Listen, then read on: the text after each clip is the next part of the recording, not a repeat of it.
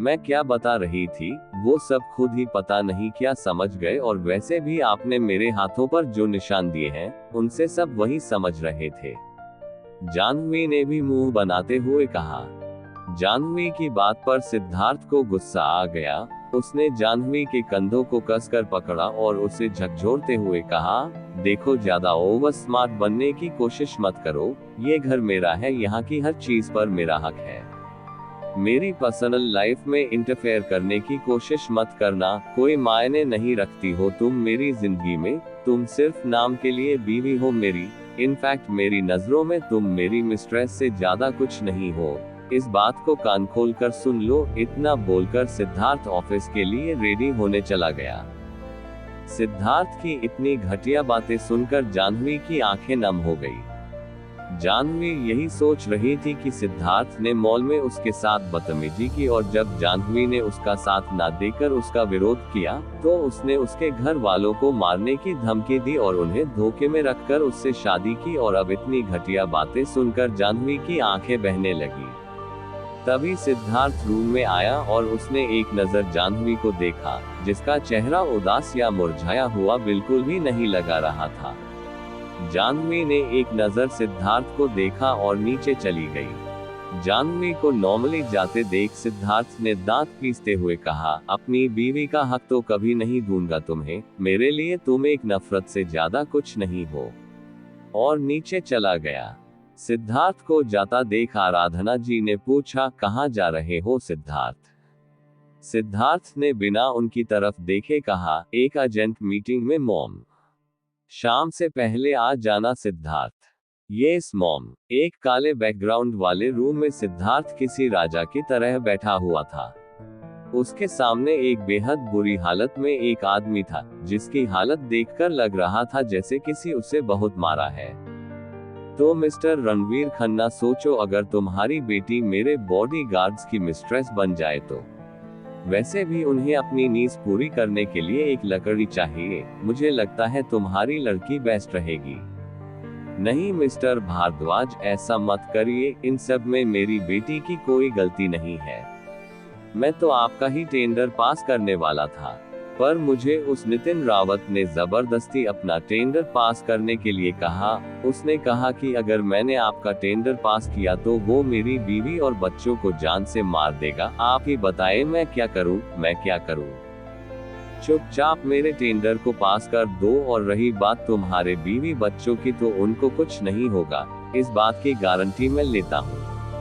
अब फैसला और तुम्हारी बेटी की इज्जत दोनों तुम्हारे हाथ में है। अगर आप मेरे परिवार की गारंटी लेते हैं तो मैं आज ही आपका टेंडर गवर्नमेंट ऑफिस में सबमिट कर दूंगा। पर मेरी बेटी को। रणवीर की बात बीच में ही काटते हुए सिद्धार्थ ने डेविल स्माइल करते हुए कहा, तुम्हारी बेटी को कोई आंख उठाकर भी नहीं देखेगा। और उठकर वहां से चला गया। उधर जाह्नवी अपने रूम में काफी हंस रही थी, क्योंकि उसके साथ आशु बैठा हुआ था। सिद्धार्थ के जाने के बाद सब अपने रूम में चले गए थे, लेकिन आशु जाह्नवी के रूम में चला गया था और कुछ देर में ही उसने जाह्नवी से दोस्ती भी कर ली थी। वैसे जाह्नवी, तुमने मुझे अपना नाम क्यों नहीं बताया था? आशु ने पूछा। नाम जानकर क्या करते, जब तुम्हारी दाल ही नहीं गलने वाली थी। हाँ, बैड लक यार, पहले ही सिद्धार्थ भैया ने अपनी खिचड़ी बना ली, अब तो मुझे अपनी दाल कहीं और ही गलानी पड़ेगी। आशु ने झूठ मूठ का उदास होते हुए कहा। उसकी बात पर जाह्नवी काफी जोर जोर से हंसने लगी। वैसे जाह्नवी, तुम भैया से काफी छोटी हो। भैया से क्या, तुम तो मुझसे भी 1 साल छोटी हो, तो इतनी जल्दी शादी क्यों? थोड़ा टाइम रुकती तो शायद तुम्हें भैया से अच्छा मेरे जैसा कोई मिल जाता। आशु ने स्टाइल मरते हुए कहा। उसकी बात पर जाह्नवी ने भी उसी अंदाज में कहा, रहने दो, तुमसे शादी करने से अच्छा तो मैं जिंदगी भर कुंवारी ही रहती। हम सिद्धार्थ भैया के आगे हमें कौन पूछ रहा है? आशु ने चिढ़ते हैं कहा। वैसे जाह्नवी भैया, रात को तुम्हें ज्यादा परेशान तो नहीं करते ना? तुम्हें सोने तो देते हैं ना? अगर ज्यादा परेशान करे ना तो मुझे बताना, मैं उन्हें अच्छे से समझ दूंगा कि रोमांस कैसे किया जाता है। मैं मानता हूँ वो काफी गुस्से वाले हैं और उन्हें रोमांस का आर भी नहीं आता होगा, पर तुम्हारे लिए मैं उन्हें सिखा दूंगा। आखिर मेरी इतनी गर्लफ्रेंड्स हैं तो मैं अच्छे से जानता हूँ रोमांस कैसे करते हैं। वैसे तुम क्या चाहती हो, मैं उन्हें सिखाऊं या नहीं? आशु अपनी ही तारीफ के पुल बांध रहा था। ये तो तुम अपने भैया से ही पूछ लो। ऐसा बोलते हुए जाह्नवी ने आशु के पीछे उंगली करके इशारा किया। आशु ने जब पलट कर देखा तो उसके पीछे सिद्धार्थ खड़ा था। सिद्धार्थ को अपने पीछे देखकर तो आशु की सिटी पिटी गुल हो गई। भैया आप? भैया मैं तो बस ऐसे ही बोल रहा था। आपको जो करना है जैसे करना है अपनी बीवी के साथ करो, मैं तो चलता हूँ। मैं बच्चा आप दोनों के बीच नहीं आना चाहता। इतना बोलकर आशु रूम से ऐसी भागा जैसे उसने भूत देख लिया हो और जाह्नवी उसे बस भागता हुआ देखती रही। उसने अपनी रोबदार आवाज में जाह्नवी से कहा, जाह्नवी रूम में चलो। उसकी बात सुनकर जाह्नवी ने एक नजर लिली जी को देखा और फिर सिद्धार्थ से कहने लगी, मुझे आज यही सोना है। इतने में आराधना जी भी आ गई। उन्होंने अपने साथ आई मेड को ग्लास रखने के लिए बोला और जाने का इशारा किया। देखो बात को समझो और रूम में चलो, सिद्धार्थ ने जाह्नवी को देखते हुए कहा। पर आज मेरा मन नहीं है, मैं नहीं जाऊंगी। ऐसा कहते हुए जाह्नवी की आंखें भर आई। बात को बिगड़ता देख लिली जी ने कहा, जाह्नवी रात हो गई है। सिद्धार्थ बेटा सही कह रहे हैं, अपने रूम में जाओ और आराम करो। नहीं माँ मुझे नहीं जाना इनके साथ, आज मेरा मन नहीं है इनके रूम में जाने का, आज मुझे आपके पास ही रहना है। ऐसा कहते हुए जाह्नवी ने अपनी माँ को और कसकर पकड़ लिया। जाह्नवी को आज दिन में की गई सिद्धार्थ की बातें याद थी, जिसकी वजह से वो सिद्धार्थ से डर रही थी और सिद्धार्थ का यूं आज जिद करना जाह्नवी को और ज्यादा खटक रहा था। जाह्नवी को बात ना मानता देखा सिद्धार्थ का पारा चढ़ गया। अब सिद्धार्थ ठहरा एक सनकी आदमी अपनी जिद के आगे उस कहां कोई दिखने वाला था। सिद्धार्थ आज जाह्नवी नहीं जाना चाहती तो क्यों जिद कर रहे हो, वो अपनी मम्मी के पास ही सोएगी। आराधना जी ने सिद्धार्थ को समझते हुए कहा। इस बात से सिद्धार्थ को और ज्यादा गुस्सा आ गया कि उसकी मॉम उसके सामने जाह्नवी की साइड ले रही है।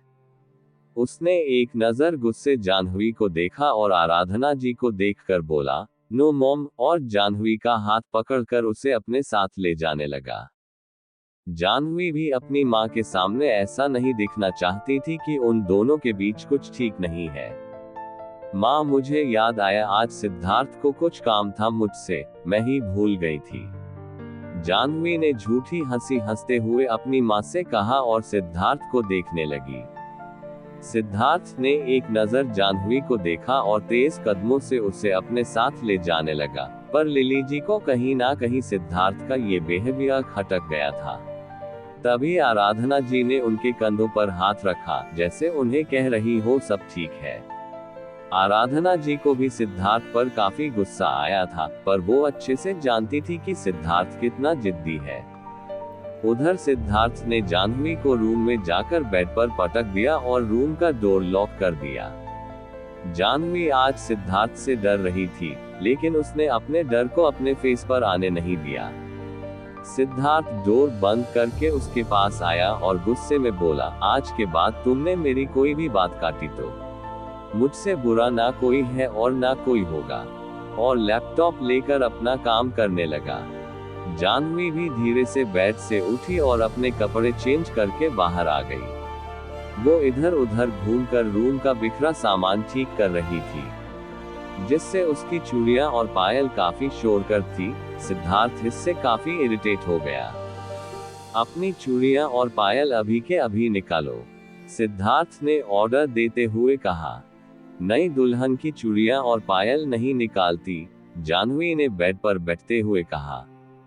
लगता है तुम्हें मेरी बात समझ नहीं आई, सिद्धार्थ ने दांत पिसते हुए कहा और एक झटके से जाह्नवी का हाथ पकड़ा और बेड पर धकेल दिया।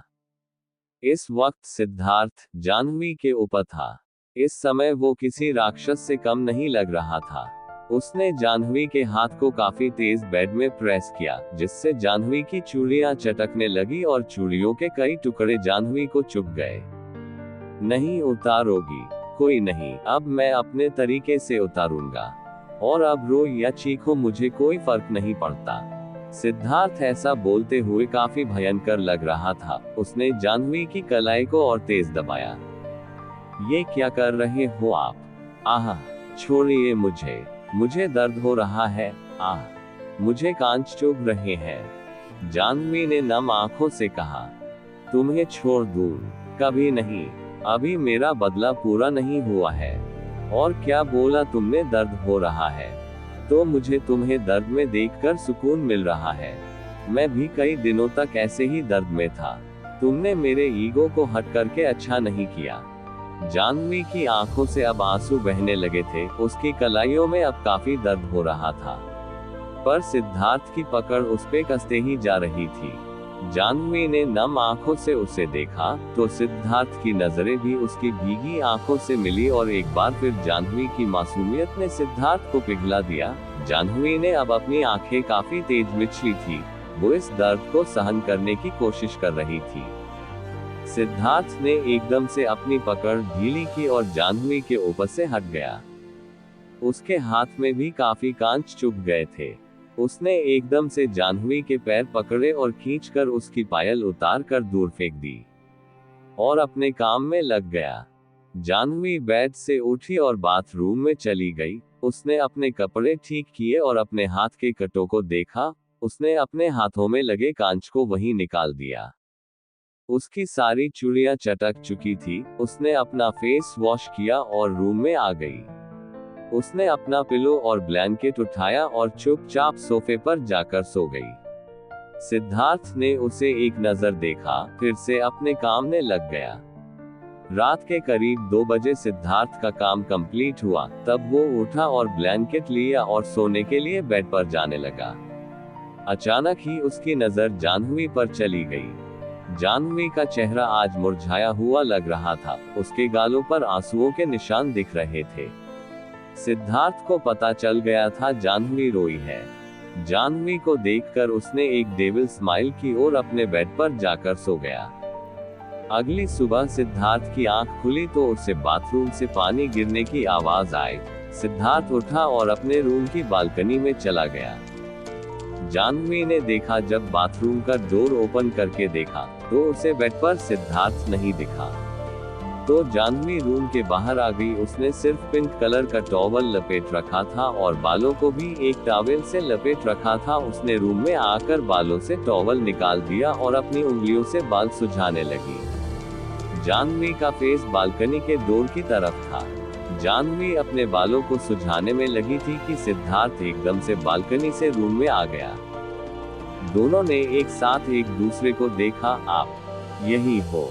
जाह्नवी ने अपने टॉवल को खींचते हुए कहा। उसका टॉवल थाइस तक ही था। जाह्नवी को ऐसे देखकर सिद्धार्थ भी काफी अनकंफर्टेबल हो गया। उसने एकदम से अपनी नजरें नीची कर ली। वो मैं बाहर जा रहा हूँ। इतना कहकर सिद्धार्थ नीचे नजरें किए ही रूम से बाहर चला गया। जाह्नवी भी तैयार होकर नीचे आए और रोज की तरह पूजा करने लगी। आज जाह्नवी की पहली रसोई थी। आराधना जी, सीमा और आरती जाह्नवी को रसोई में ले गई। बाकी सब हॉल में बैठे हंसी मजाक कर रहे थे। आरती जाह्नवी के साथ रसोई में थी। आराधना जी और सीमा बाहर आ चुकी थी। आशु भी अभी अभी हॉल में आया था, पर उसकी नजर किसी को तलाश कर रही थी। तभी उसने आराधना जी से पूछा, बड़ी माँ, जाह्नवी कहाँ है? वो किचन में है बेटा, आराधना जी ने कहा।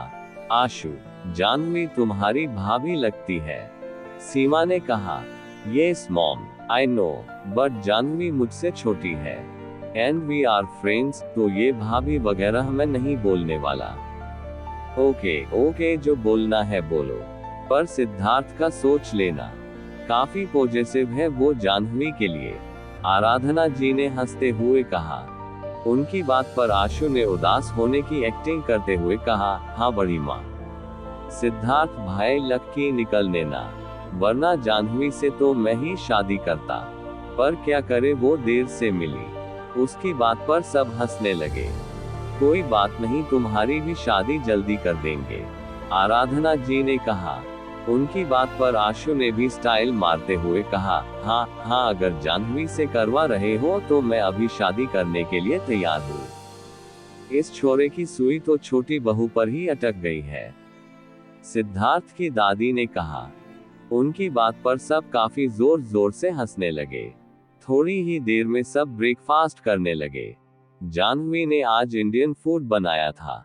खीर पूरी, मूंग की दाल का हलवा, आलू की कचौरी और शाही पनीर। वाह जाह्नवी, आज तो काफी अच्छी खुशबू आ रही है, आशु ने एक्साइटेड होते हुए कहा। केशव जी ने भी कहा, हाँ बेटा, खीर तो मुझे भी काफी अच्छी लगी। हाँ जाह्नवी, हलवा भी बहुत अच्छा बना है, साहिल और अनुभव ने कहा। मुझे तो शाही पनीर खाकर मजा आ गया। तुम्हारे हाथों में तो जादू है जाह्नवी, समीर ने अपने पेट पर हाथ फेरते हुए कहा। सुमन, तुम भी कुछ सीख लो जाह्नवी से। जब भी तुम्हारे घर जाती हूँ शेफ ही खाना बनाते मिलते हैं। आरती और जाह्नवी ने तो खिला दिया मुझे, तुम कब खिलाओगी अपने हाथों से बनाकर? सिद्धार्थ की दादी ने सुमन से कहा। उनकी बात पर सुमन में झुटी है हंसते हुए कहा, जी दादी माँ, और अंदर ही अंदर गाली देने लगी, इतना खा के पेट नहीं भरा बुढ़िया का, अब मेरे हाथों का भी खाना है।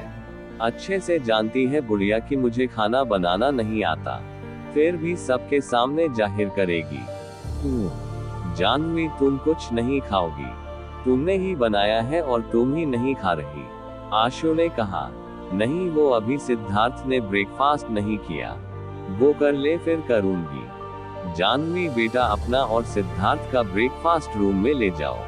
कुछ ही देर में जाह्नवी सिद्धार्थ के सामने ब्रेकफास्ट लेकर खड़ी थी, लेकिन कुछ बोली नहीं। सिद्धार्थ ने एक नजर जाह्नवी को देखा जो उसके सामने खड़ी थी। ब्रेकफास्ट, इतना बोलकर जाह्नवी ने उसके सामने प्लेट रख दी। सिद्धार्थ ने एक नजर ब्रेकफास्ट को देखा और फिर बिना नखरे किए खाने लगा, पर जैसे ही उसने अपने हाथ से बाइट तोड़ा उसके हाथों में दर्द हुआ। जाह्नवी ने एक नजर उसे देखा। जाह्नवी ने पहले तो इग्नोर कर दिया, फिर उसे सिद्धार्थ पर तरस आ गया। जाह्नवी ने सिद्धार्थ को देखते हुए कहा, मैं खिला दूं। सिद्धार्थ, जो अब तक ये सोच रहा था कि कैसे खाऊं, उसने एक नजर जाह्नवी को देखा और अपने घमंड भरे लहजे में कहा, मुझसे ज्यादा प्यार से बात करने की जरूरत नहीं है। उसकी बात सुनकर जाह्नवी धीरे कदमों से उसके पास गई और अपना एक पैर सोफे पर टिका दिया और थोड़ा झुककर बोली, चुपचाप मेरे हाथों से खा ले, वरना बेलन से मार मार के खिलाऊंगी। इतना बोलकर जाह्नवी मुस्कुराने लगी। सिद्धार्थ ने आंखें फाड़े जाह्नवी को देखा। माइंड योर लैंग्वेज, ये कौन सा तरीका है बात करने का? अरे अभी आपने ही तो कहा कि प्यार से बात मत करो, तो अब गुस्से से बात कर रही हूँ। जाह्नवी की बात सुनकर सिद्धार्थ को समझ नहीं आया कि अब क्या बोले। वो चुपचाप खाने को देखने लगा। जाह्नवी ने मुस्कुराकर सिद्धार्थ को देखा और एक बाइट तोड़कर उसे खिलाने लगी तो सिद्धार्थ ने मुंह फेर लिया। मुझे तुम्हारे हाथ से कुछ नहीं खाना। सिद्धार्थ तो आखिर सिद्धार्थ था, वो कहाँ झुकने वाला था। उसकी बच्चों जैसी हरकतों पर जाह्नवी को हंसी आ रही थी। फिर तो आपको आज के बाद से होटल में ही खाना खाना पड़ेगा, क्योंकि आज से ब्रेकफास्ट लंच डिनर सब मैं ही बनाने वाली हूँ। ऐसा बोलते हुए जाह्नवी ने फिर एक निवाला सिद्धार्थ के मुंह के आगे कर दिया। सिद्धार्थ ने भी अब बिना नखरे किया वो बाइट ले लिया। वैसे सिद्धार्थ इंडियन फूड ज्यादा नहीं खाता था, पर आज उसे ब्रेकफास्ट काफी टेस्टी लगा। जाह्नवी सिद्धार्थ को खिलाए जा रही थी और वो पूरे फोकस से एक एक बाइट खा रहा था। जाह्नवी ने सिद्धार्थ को पानी पिलाया और ड्रॉअर में से ऑइंटमेंट लेके सिद्धार्थ के हाथों में लगाने लगी। आगे से मुझे चोट देने से पहले अपना ध्यान रखना, गुस्से में अपने आप को चोट लगा ली ना। इस बार जाह्नवी की बात सुनकर सिद्धार्थ को गुस्सा नहीं आया, बल्कि उसे खुद की गलती का एहसास होने लगा। लेकिन सिद्धार्थ का ईगो उसे उसकी गलती मानने कहाँ दे रहा था। तुम्हें मैं वो सारे दर्द दूंगा जिससे मेरा बदला पूरा हो, उसके लिए चाहे मुझे खुद ही चोट क्यों ना लग जाए। इतना बोलकर सिद्धार्थ हॉल में आ गया। आज आराधना जी ने गुरुजी को बुलाया था। सिद्धार्थ जाह्नवी को आशीर्वाद देने के लिए घर में उसी की तैयारियां चल रही थी। तरह तरह के पकवान बन रहे थे। सिद्धार्थ अपने स्टडी रूम में बैठा अपना काम कर रहा था और आशु तो बस जाह्नवी को ही देखे जा रहे थे। मत देख भाई, सिद्धार्थ बहुत डेंजरस है, समीर ने आशु से कहा। हाँ भाई, जानता हूँ, पर मैं सिद्धार्थ भाई के लिए काफी खुश हूँ। जाह्नवी सच में काफी अच्छी लड़की है, बस दोनों में एज गैप थोड़ा ज्यादा है। 7 इयर्स का, आशु ने कहा। कोई नहीं भाई, जब प्यार होता है ना तो एज गैप नहीं दिखता, समीर ने कहा। तभी मेन डोर पर कार के रुकने की आवाज आए और काफी सारे पुरोहित अंदर आए। आराधना जी और घर के सभी बड़े जल्दी ही मेन डोर पर उनके स्वागत के लिए पहुंच गए। गुरु का स्वागत करके सब उन्हें लेकर घर में आए। सारे उनकी खातिरदारी में लगे थे। तभी आरती ने जाकर जाह्नवी को बुलाया। सिद्धार्थ भी अब तक नीचे आ चुका था। सिद्धार्थ और जाह्नवी ने गुरुजी के पैर छुए। गुरुजी ने दोनों को आशीर्वाद दिया और जाह्नवी का चेहरा गौर से देखने लगे। तभी अनुभव ने पूछा, क्या बात है गुरुजी? अनुभव की बात सुनकर गुरुजी मुस्कुराने लगे और सिद्धार्थ से बोले, बहुत दुश्मन है तुम्हारे। कुछ दिखते हैं पर कुछ तुम्हारी नजरों के पीछे है। तुम्हारा हर संकट इस कन्या पर आएगा और ये कन्या तुम्हें हर संकट से बचाएगी। बस इस कन्या से अपना विश्वास मत उठने देना, हर कदम पर साथ देना इसका। इतना कहकर गुरुजी ने दोनों के सर पर प्यार से हाथ फेरा। गुरुजी की बात सुनकर सिद्धार्थ ने अपने मन में ही कहा, ये कन्या ही मेरा संकट है गुरुजी, और टेढ़ी स्माइल करने लगा। कुछ देर ऐसे ही गुरुजी से बात करने के बाद पूरा परिवार उन्हें उनकी कार तक छोड़ने के लिए बाहर चला गया था। तभी सिद्धार्थ फोन पर बात करता हुआ अपनी स्टडी रूम से बाहर आया और हॉल के बीच में ही खड़ा होकर बात करने लगा। जाह्नवी भी उसी तरफ आ रही थी। उसने एक नजर सिद्धार्थ को देखा। अचानक ही उसकी नजर ऊपर हिल रहे झूमर पर चली गई। पहले तो जाह्नवी ने इग्नोर कर दिया, पर फिर एकदम से झूमर नीचे गिरने लगा। आगे की कहानी जानने के लिए आप हमारे चैनल को लाइक करें, सब्सक्राइब करें और एक प्यारा सा कमेंट जरूर करें। धन्यवाद।